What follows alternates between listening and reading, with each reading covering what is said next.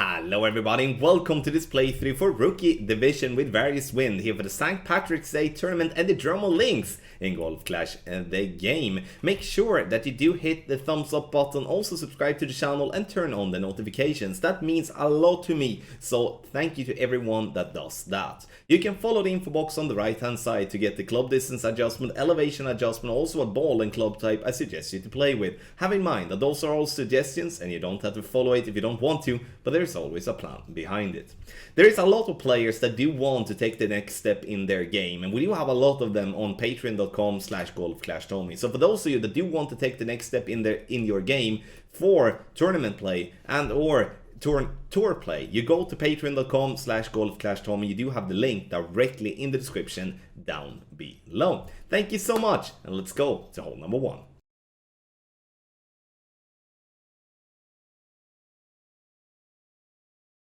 So for hole number one, the drive here, we're going to play with the quarterback as a driver, and the reason for that is that we do want to value accuracy and a good ball guideline, especially if we do have a tailwind or a crosswind. If we do have a headwind, we do recommend to go with an extra mile or Thor's Hammer or Apocalypse to give us more power. 3 topspin and as much left spin possible too. Ball guideline aiming down the center on the second fairway. Adjustment is maximum distance with a 10% elevation.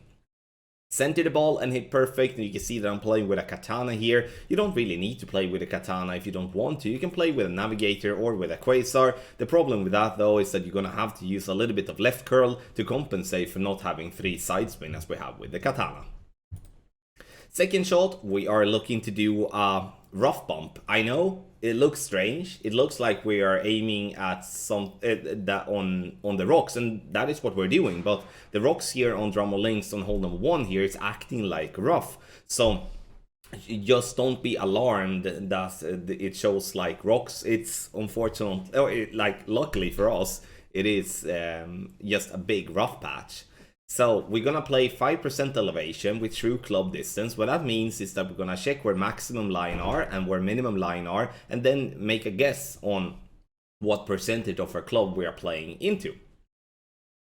Center the ball, hit perfect, and you can see that I left the ball guideline to be slightly short of pin. This because I do not have a fully developed ball guideline and I don't want to come in too hot.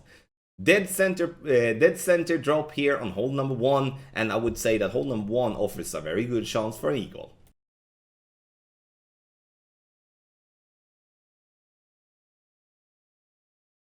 When we are talking about the par 3s for Drummer Links here from front tee, you will hear me talk a lot about bad ball guidelines, because we're gonna play with a long iron every single time here on all the par 3s, and we're starting with hole number 2. And the reason I will focus on the ball guideline is because the ball guideline on a low level club is not going to help you anything. I'm gonna help you a little, but not as much as if you do have a Grizzly level 7 plus or a B52 level 7. I understand that not everyone is having that in rookie. I'm just trying you to picture yourself that having a bad ball guideline is going to make this shot on hole number 2 very difficult to consistently attack the pin on, because you're going to have to judge based on how you look at the direction of the ball guideline to see if you're aiming at the pin, and that's difficult for everyone. Now I'm getting this one left of pin, adjustment max plus 20. I'm using a little bit, I'm using all the left spin that I can, and then I will be using all from top spin to back spin depending on my wind angle. No matter what though, it will be a simple birdie, and you will have a chance for an hole in one. However though, it's very tough to do that consistently.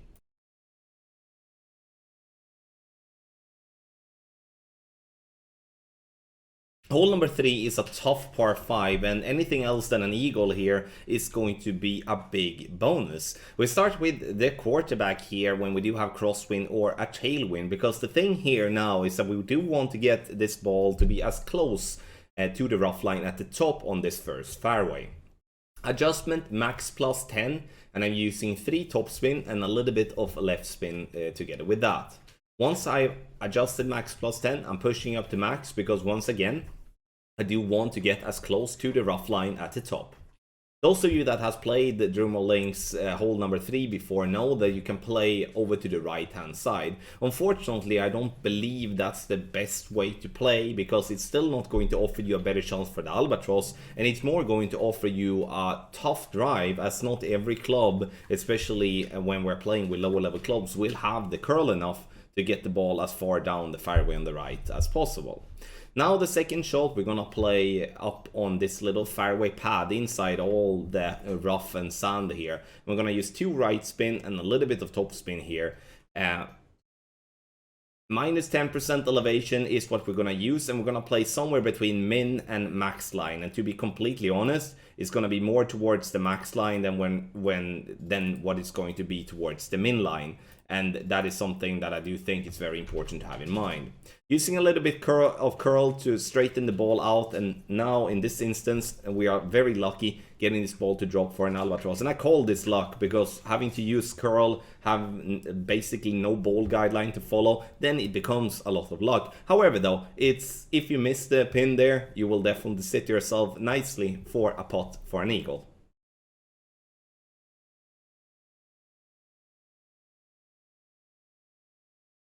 Hole number 4 is another par 3, where if we go back to hole number 2, the ball guideline is going to be very important here, and as having a bad ball guideline will offer a big inconsistency in the result here.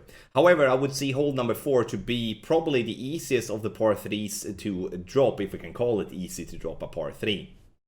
Adding 1.5 bar topspin, trying to have the ball guideline straight towards the pin. Medium distance with a 20% over adjustment, and as we're not in the need of having any side spin here, I'm using a mauling to reduce the wind just slightly, but still played very cheap in terms of not spending any of the better balls. Center the ball and hit perfect.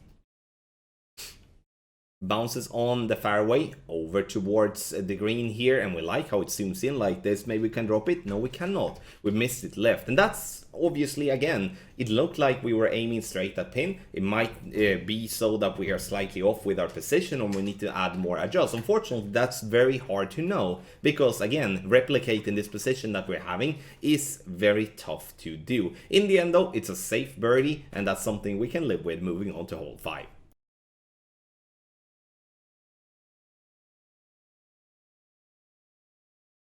On hole number 5, we are going to use the quarterback to lay up short on the fairway. But first, I'm kind of thinking about maybe trying to cross the water. And just to have that said, that is a possibility. However though, you would have to have some decent clubs, meaning that the big topper in level 4, I would say, is somewhat minimum here to be able to then go max OP and get the ball to go over the water and possibly to green. But if we do play with lower level clubs, and don't maybe have that many power 3, 4, 5 balls, then we're gonna have to just lay up here.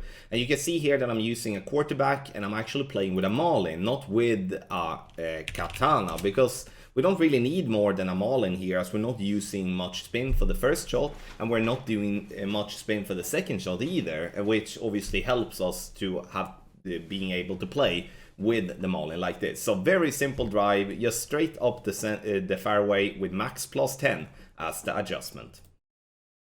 Second shot, we're gonna play a rough bump, and here it is important to check where maximum line are and check where minimum line are to give yourself a good guess on what club distance you have here for the second shot. Ball guideline here is going to have to be slightly short of pin, and the reason for that is due to the less developed ball guideline compared to those clubs such as the Sniper and high level long irons such as Grizzly and the B52. Ball guideline short of pin, no elevation, and then true club distance number. So this is going to be played very close to medium distance of our club. And then center the ball, hit perfect, and this is going to be a very good chance for a drop here on hole number 5. Bounce into the rough, and it rolls out onto the green, and we get this one to drop dead center for an eagle on hole 5.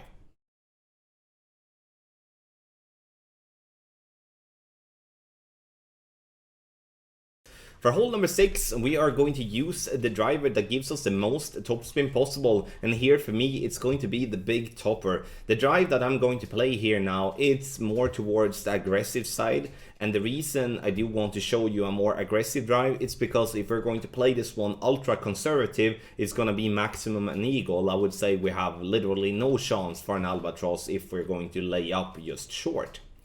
Max plus 20, using all the topspin that I can, and I'm using a power 3 ball here to still keep it free to play, as we would like to call it, so no paid balls and no extra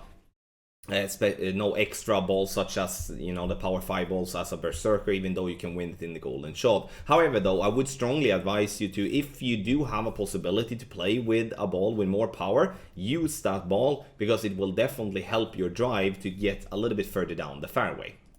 Second shot, here we can use a left spin and play on the fairway on the right and just land it on green, and, you know, just take the eagle and run. For those of you that do want to play aggressive, you can go for a rough bump. Important to have the ball guideline to go through the hole a lot, because otherwise it will slow down and it will miss the pin on the right hand side, basically always. 10% elevation and true distance number, and once again I can't stress this enough that if you don't feel comfortable with an aggressive approach like this, just do what I said in the beginning of the second shot, to just play it safe, use a left spin and land it on green for a simple putt.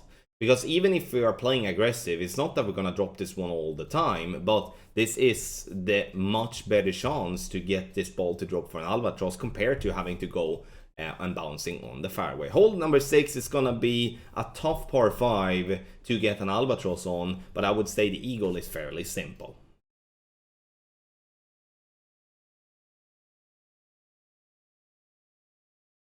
Hole number 7 and the final of the par 3. Unfortunately, playing the rough bump there further up than what we are is very inconsistent, and I would say that this is a massive disadvantage for those of you that are playing from front tee compared to those of you that are playing from second and third tee, because the second and the third tee are positioned way more right. You can see the second tee there in the far distance, and then you have a different angle towards the rough bump and can therefore play into a massive funnel. But we can't do that from the front tee. We're going to have to play more to the left, and we're bouncing on the fairway to get over towards the green. And once again, we're playing with a long iron with a bad ball guideline, so it is impossible for us to know if we're aiming towards the pin every single time. Medium distance with a 10% over adjustment, and I'm playing this one with a basic ball, which you could technically have done on hole number 4 too. But here I'm playing with a basic ball. I'm not in the interest of spending any ball that it costs more, if I can phrase it like that. Medium distance plus 10. A little bit of backspin or topspin depending on what wind angle I'm having, and I'm using my backbone or whatever long iron that gives me the best ball guideline.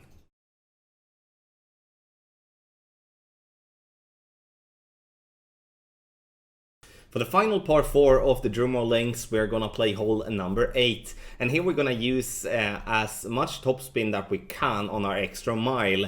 I would say this shot is designed for 4.5 topspin, but if you do have 6 bars of topspin, or I mean just 5 bars of topspin, that's going to be a little bit better. So please use all the topspin that you can use. Add the spins together with the right spin, and then ball guideline to be focused on being straight down the fairway on the left hand side. Max plus 10 is what I'm using, and now it is important to hit perfect, because bad great balls to the left or to the right could put you in a position where you roll into the rough. It will still be a very safe way of getting the birdie, as you will then just land it on green, but you may forfeit the chance for an eagle. Getting it down the fairway, lovely, lovely, lovely. And then we do have a short iron towards the pin. Here I'm checking where max club are and where minimum club are, and seeing this one as approximately 60% of my club. And that's what I'm gonna use as club distance reference when I'm adjusting for my thorn. Using backspin enough to get the ball guideline to be just short of the hole. Have in mind that depending on what level you have your short iron in, it's going to be either to aim at the hole if you do have a thorn level 8 or 9, but thorn level 7 and below does not have a fully developed ball guideline, and then you need to leave it short, otherwise you will come in too hot. Bounces on the fairway up towards the pin, and we're dropping this one hard on the left side for an eagle. But it doesn't really matter how we drop it, just that it drops on hole number 8.